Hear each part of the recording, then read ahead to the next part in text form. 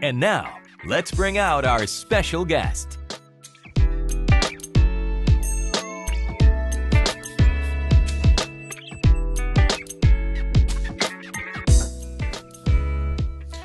Hey everybody, it's Todd Kazenka, Planet Hoops, another great podcast for you today with David Barlow from the ACB in the Spanish League, Australian player, and he plays for Zaragoza in the Spanish League. David, welcome.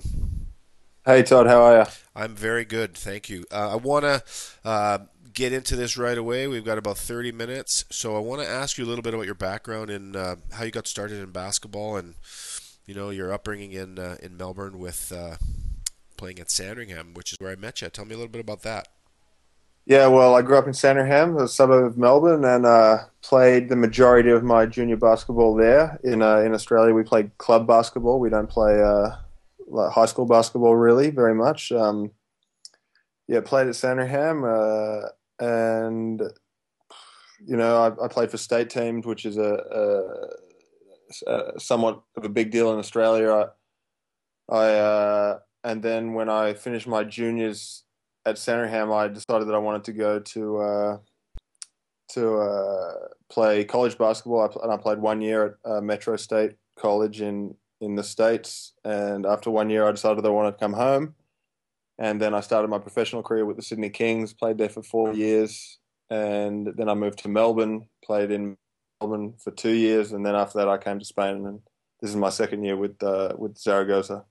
Cool. Yeah, and then one thing, if some of you might not know, sometimes with overseas players, you don't know who they are, you don't know their name necessarily unless they're in the NBA or something like that. Well, David is a player who has played for the national team of Australia. I've seen him play ever since, I think I might have first seen you play when you were probably 11 or 12. And what strikes me and why I wanted to talk to David today and get his background and get his insights was the fact that he was a gym rat, and he was a kid that always had a basketball. And whenever there was an open court, there was David Barlow. And he was always dribbling, he was always shooting, he was always playing as often as he could. And that is a secret, I think, for a lot of people to realize that great players aren't just born, they're made. So, David, tell me a little bit about why. I want to try to get into your mind of why you were out there all the time. Why did you love the game so much?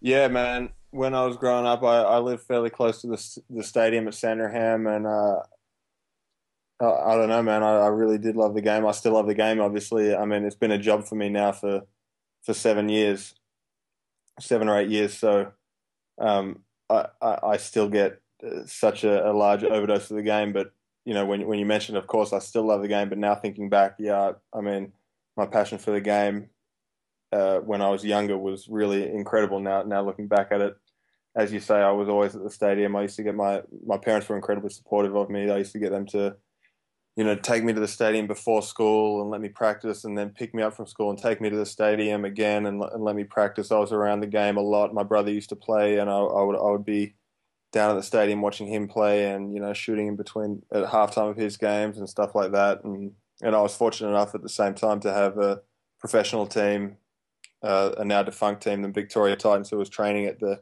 Sandringham Stadium when I was a younger kid, 14, 15, 16 years old. And I was fortunate enough to be able to train with them and learn from the older guys that when I was younger, and that even drove me harder. I think I really wanted to be like a lot of them. And yeah, I guess I really had a motivation to get better and improve, and was never really satisfied. Still, I guess, yeah.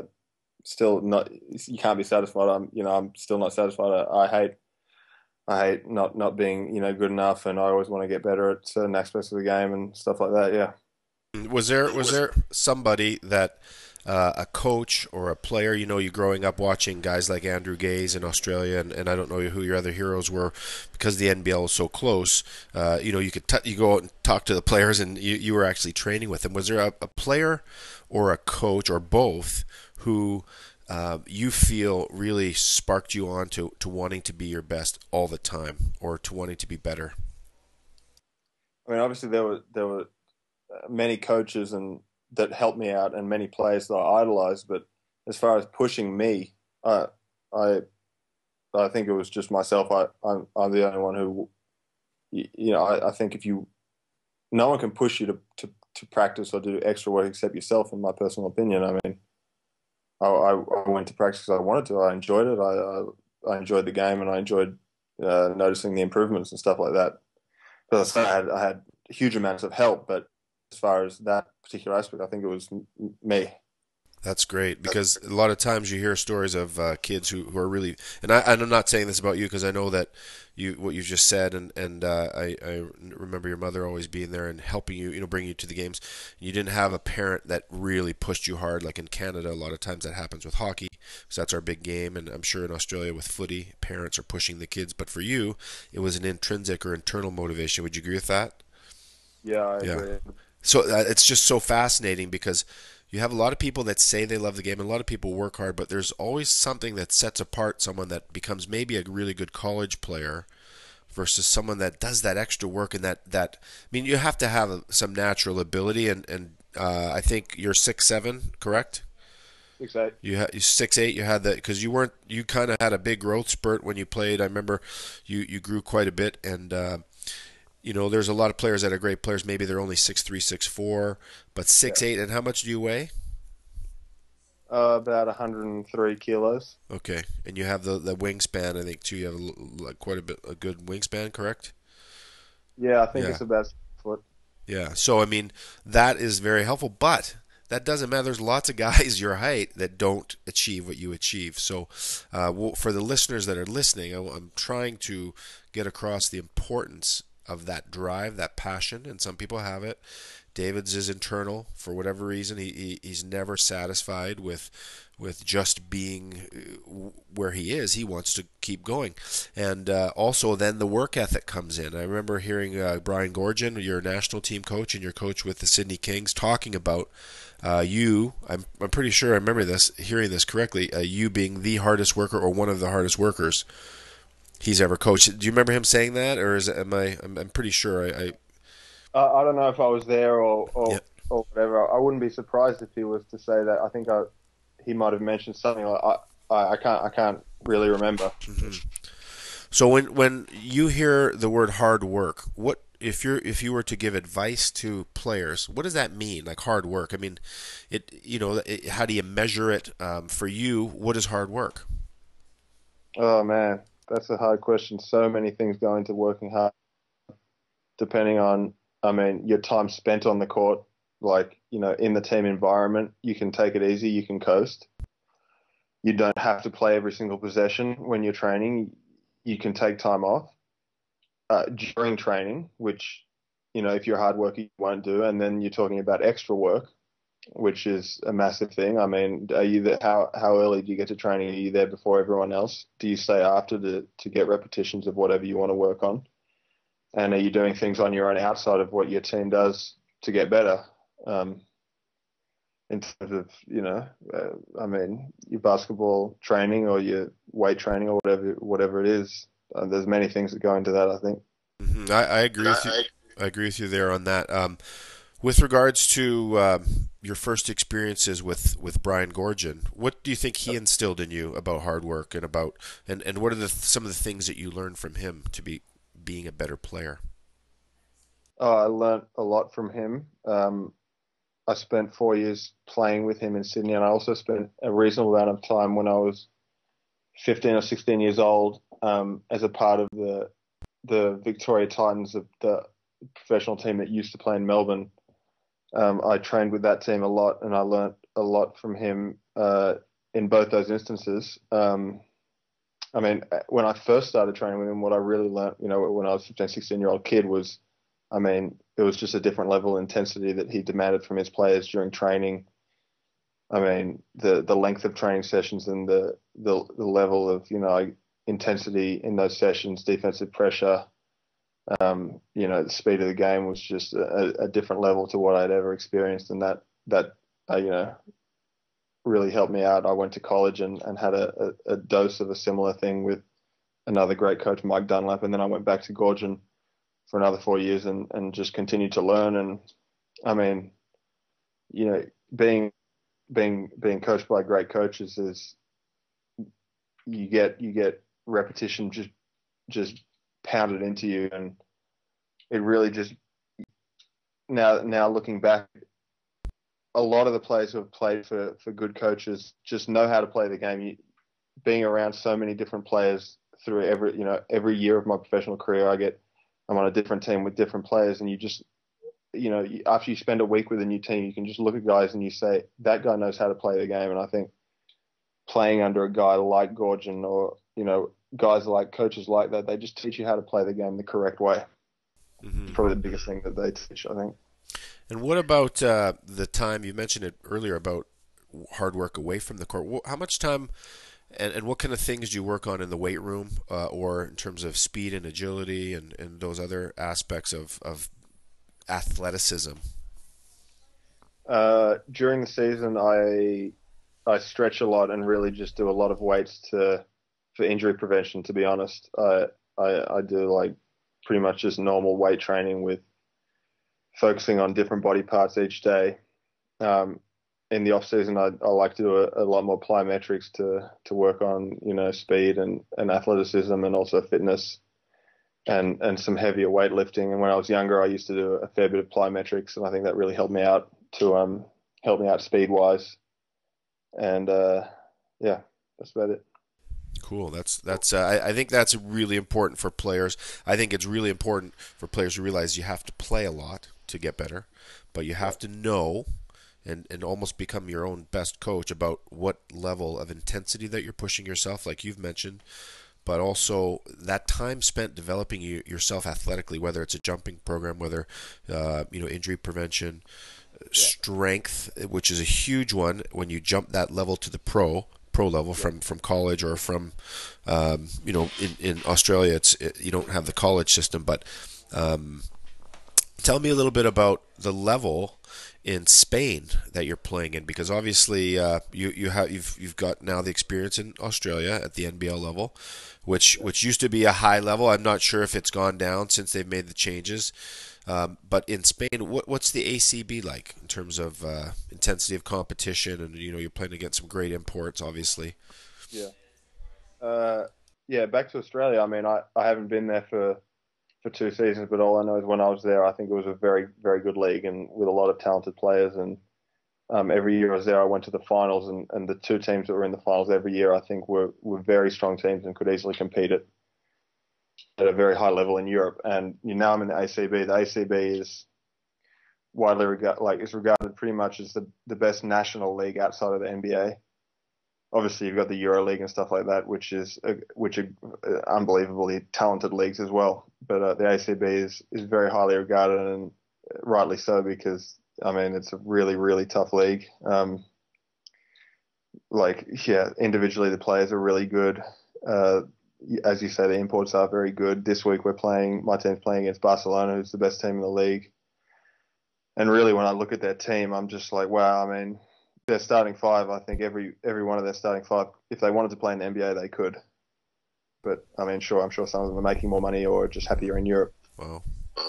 But I mean, there's other teams like that. The teams spend some of the teams. I mean, there's no salary cap, so teams can spend whatever they want. So that's why there is some disparity in, like, you always know pretty much who's going to be in the top 4, pretty much, because I mean there are some surprises occasionally, but in general the teams that have the ridiculous amount of money tend to win more, and they do spend crazy amounts of money, which obviously in turn brings the best players in the world and makes it an incredibly hard league to play in. Mm-hmm. Now, how are your stats personally? How are you doing within the framework of the team? To be honest, I don't check my stats. Don't check them now. Know. But I mean, I'm doing okay. I started off fairly well. I got Player of the Week one week, I know that. But and then I had like a slump, and now I'm kind of playing not bad again. Mm-hmm. What's your role? Are you called upon to score? Are you called upon to handle the ball? How do they use you? I play the 3. I might lead the team in minutes. I'm not sure. I play a fair bit. I know that. We have a great scorer, our shooting guard, an Argentinian guy, Paulo Quinteros. I think he's probably our main scorer. and we have a fairly well-rounded team. I think they would like me to do a bit of everything, play a bit of defense, rebound a bit, score when I can. Yeah. Hmm. Now, a question that might come up for some people listening, how do you get a job playing professional basketball in Spain? I get a lot of people coming to my site thinking they're good enough to play, and they've never really played anywhere else. But let's say there's a player that's playing in Australia, or they're playing in a university in America or somewhere, and what would you say? I mean, you have an agent. I mean, there's things like players get agents and stuff. How did you get over to Spain, and what would you recommend to someone to try to get a job somewhere in Europe? Well, you need to have an agent. It was my agent that got me my job in Spain. And I guess you need to have done a certain amount of work, or I guess built yourself a decent reputation to help your agent out to sell yourself to the teams overseas, especially in Europe, because a lot of the times they don't really. I mean, you could be the best player in the world, and your agent might call him up and say, this guy's the best player in the world. He plays, for example, even in Australia, and the team will be like, whatever, I don't believe it until he's done anything over here in Europe or in whichever country they're from. So, I mean, you need to have an agent, and you need to, I guess, have played at a decent level. Decent level. I mean, and then there's so many different things that go into it. I mean, I'm an Australian with no other passport, so I play over here as an import. And then, for example, if you're a guy who your parents, for example, happen to be from Germany and you're living in the States, then you could access a German passport. And you've got a German passport, which opens up a whole different world to you. You can play, for example, you can play in Spain as virtually a local. And lots of people are doing that. I know Canadians do that all the time with maybe some of the smaller leagues, like in Denmark and but even Germany, Italy. I'm sure there's some Canadians in Spain. I know Joey Vickery, a friend of mine, has played in Spain, and he's retiring now. He's playing a little bit in Austria, but he has played in Spain. And I'm not sure if he started out with. I think he's, if you're there a certain amount of years, just like the Americans that used to come to Australia, you play 3 or 4 years or 7 years. I'm not sure what it is. What's the amount of years to play before you can get a passport in a country, or does it vary from country to country in Europe? It varies. Every country would be different, but in Spain, for like the majority of the world, you have to stay here for 10 years, which is a very long time. Okay. So but I mean, back to the question. I mean, you need to have an agent, and you need to have built yourself up a somewhat decent reputation, in my opinion, to get a job or a decent job in Europe. Mm-hmm. And then, how old are you now? 27. 27. So you're still young, relatively, but in basketball terms, you're getting up there, but you still could play another. There's players that play until they're in their almost 40. Do you have plans to stay in Europe? Would you like to go back to Australia and maybe split the seasons up? Or, I mean, I guess it all depends who offers you what. But what are your future plans over in Europe? I guess it does depend on who offers me what, but I would like to stay in Europe for a little bit. I mean, what you said, split the seasons, that would be perfect, but it's an impossibility, I think, because the seasons pretty much run at the same time. I mean, if Australia ever did change their season back to a winter season, that would be brilliant to be able to play in both. But I'd like to stay in Europe for I mean, see how it goes. I mean, it's hard living away from home, and me and my wife are reasonably lonely over here.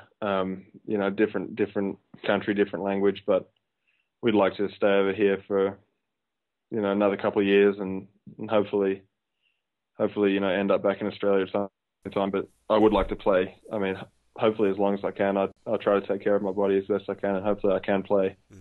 Until I'm approaching 40. I hope. Right. Cool. What about your schedule? Do you mainly play just in Spain? I know a lot of times in Europe, because it's pretty condensed, the teams fly all over the place and play exhibition games or cup games, whether it's the EuroLeague or the what's the other cup called in Europe?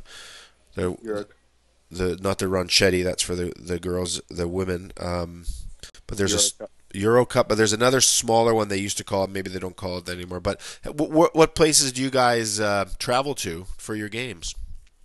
My team only plays in the ACB, but there are Okay. like there's the Euro League and the Euro Cup, and then the Euro Challenge. And in Spain, I think there's 5 Euro League teams, and then a couple of Euro Cup teams, and the rest just play in Spain. And my team is just plays in Spain, but my team has aspirations to one day improve and make it into one of the Euro competitions. But we'll see what happens.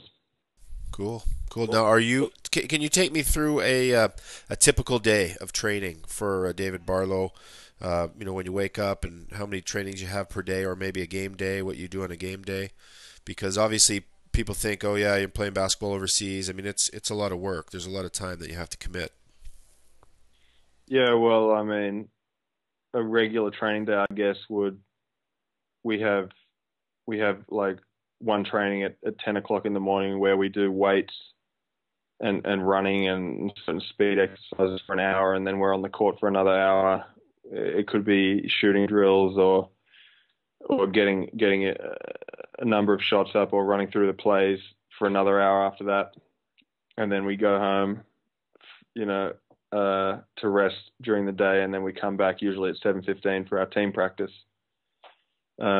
which goes around 2.5 hours.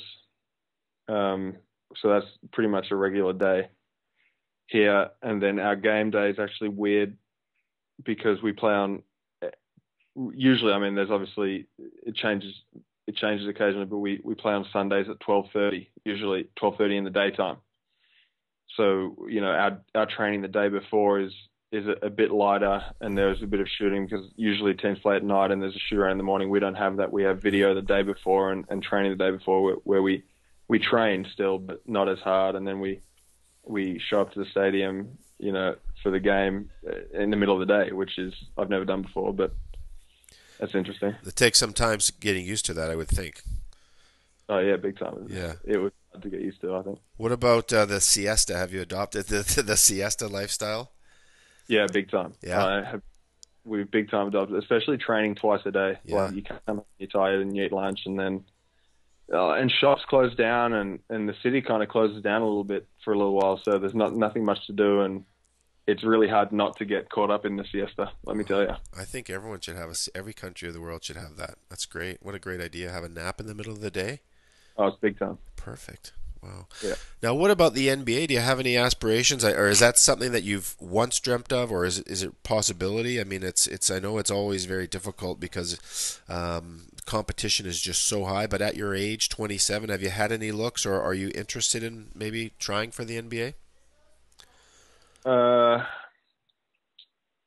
At this stage, I don't really know. Like, I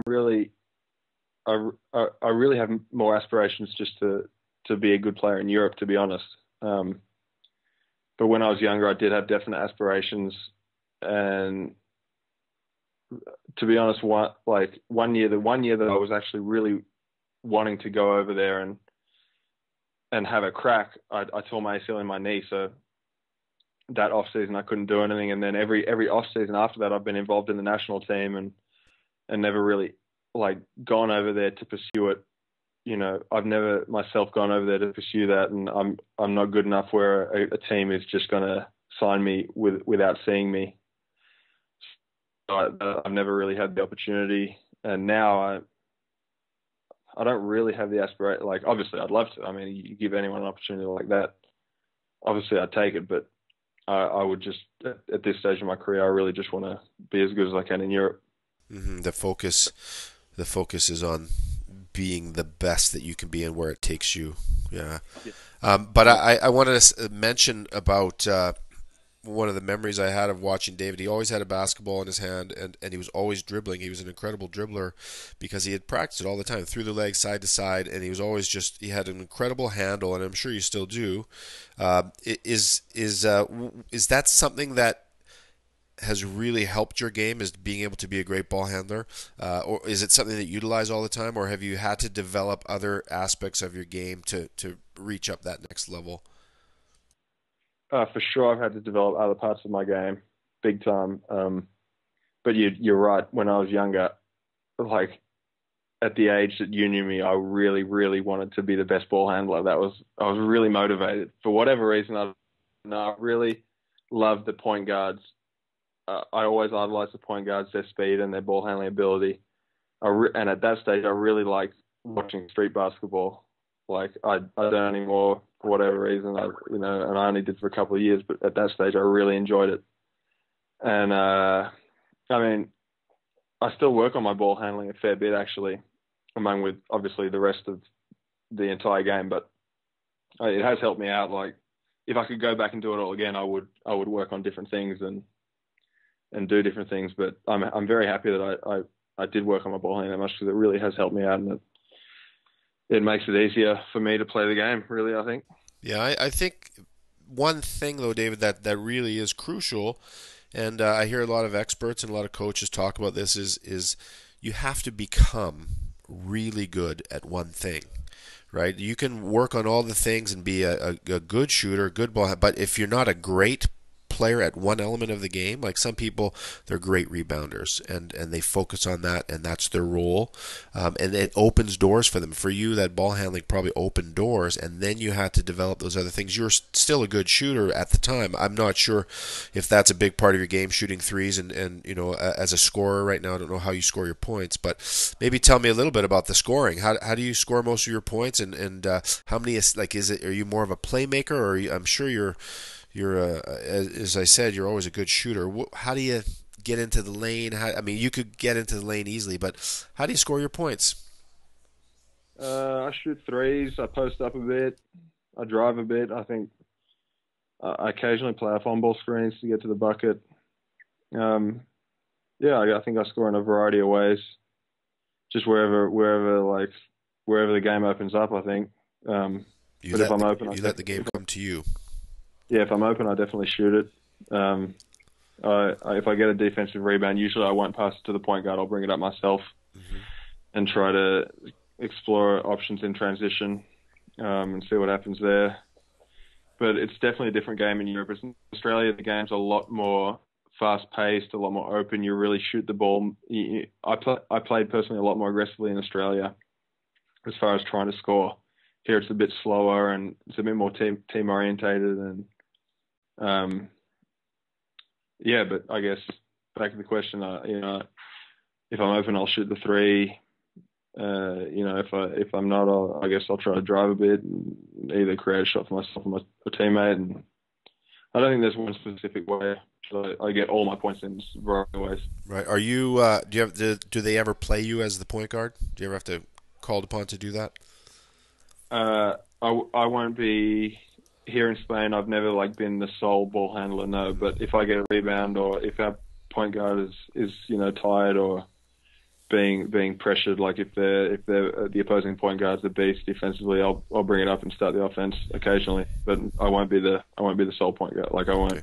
I won't defend the opposition point guard and bring it up every single time, no. Because I don't think there'd be many 6'8" point guards, and I know you have the ability to play that position. That would be something that I think might cause matchup problems for other teams. I don't know. I mean, that's just a thought that I was just thinking, knowing how you could probably easily play that position. I want to kind of finish off the last little bit about maybe telling us a little bit about your national team experience playing for the Australian national team. And I know you played in the Beijing Olympics. I'm not sure if you played in any other Olympics. But tell me a little bit about your national team and Beijing experience.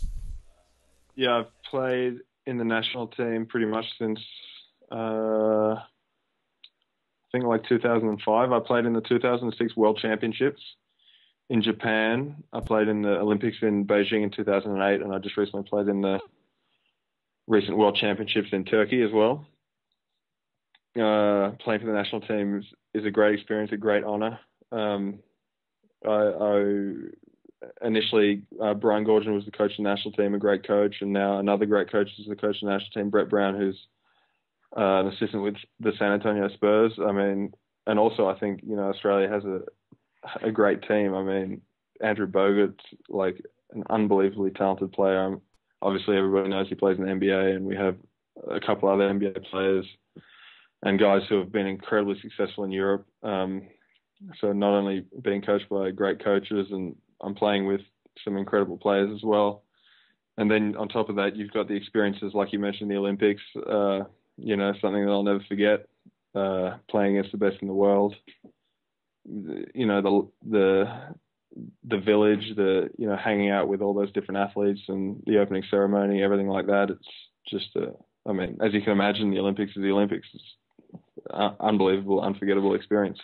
Mm-hmm. Yeah, I think that's something that a lot of kids dream about doing, and obviously there's only 10 spots or 12 spots on the team, so especially in an individual sport it's different. In a team sport like basketball, you got to be pretty good. And I remember seeing one of the plays, I think it was in Japan in the World Championships, or one of the games where you had a turnover. I know it's a negative thing to talk about. I know you don't. Do you know the play I'm referring to? It was against who was it against? It was against a pretty good team, and you just kind of made an errant pass, and they came down and scored or something. Maybe can you walk me through that play? What happened there, and what you learned from that? No, I didn't make an errant pass. I got the ball, and I went to bring it up, and a guy came from behind me and tipped the ball, and then and we were up by actually a fair bit, and Greece is a great team, and they were really good at this stage, especially. I think their players are getting a bit older now, but at that point in time, they were really good. That same World Championships, they beat the States in the semi-final. They got the silver medal, so they were the second best team in the world. And obviously beating the Americans, they're an unbelievably good team. And we were up I don't remember exactly, it's a long time ago, but we were up by 10, or, we had a good lead, and then we had it. The team in general had a bunch of turnovers. We missed a lot of free throws, and then so it was really close. And then with 10 seconds left, I don't remember if they scored, or anyway, we had an inbounds pass and we were up. I don't know if we were up 1 or 2, but I got the ball and I was bringing it up, and a guy came from behind me, tipped it out of my hands, and then went straight to one of their other guys who just flipped it down the court. There was only very few seconds left, and it went into a guy's hand. He just threw it up and he made a three, and then they won on the buzzer. So. It didn't change out. We would have ended up in the same spot. It was just it wasn't like a final or anything, but still, it would have been good to beat Greece just because they're a good team. Right, so and that's the year that Spain won the World the World Championships in Japan. Is that correct? Yeah, Spain beat Greece in the final. So who knocked off the Americans? Was it Spain? No, Greece. Greece did. Okay.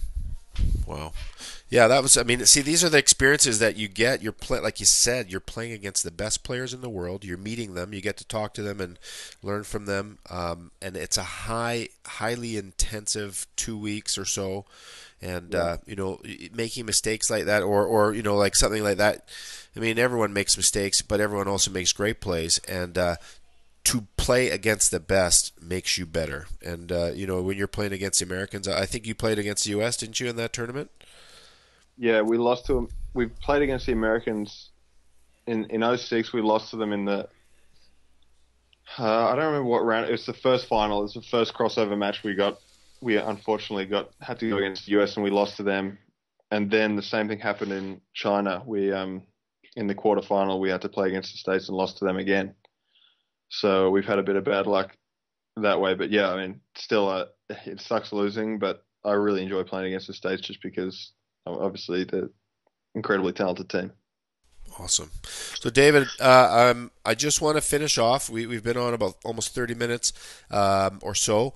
I wanted to ask you if you had any advice for young players or old players that are listening about getting to where they want to get with their goals and with their dreams. What kind of things summarize what we've been talking about? If you had a good nugget or couple of nuggets of advice for them before we leave. I don't know, man. Just work hard and play as much as you can. Play as many games as you possibly can, no matter what level. Work as hard as you possibly can. Try and learn as much as you can. Be a good teammate, a good player, a good student. Don't have attitude. So many things, I guess. Pretty much just work as hard as you can and enjoy it. Enjoy it. I think that's key, to have fun. I mean, you did it because you loved it, right? You said that you had a passion. You don't even know where it came from, but you had that passion. And that I think that's a really good message. So, David, I want to thank you very much for your time today. It was awesome, and I know it's getting late in Spain. It's time to go to bed at the second siesta of the day. And good luck with the rest of the season, and good luck with maybe moving on to another team in Europe in a couple of years or whatever. Yeah, thanks very much. No worries, man. Good to talk to you.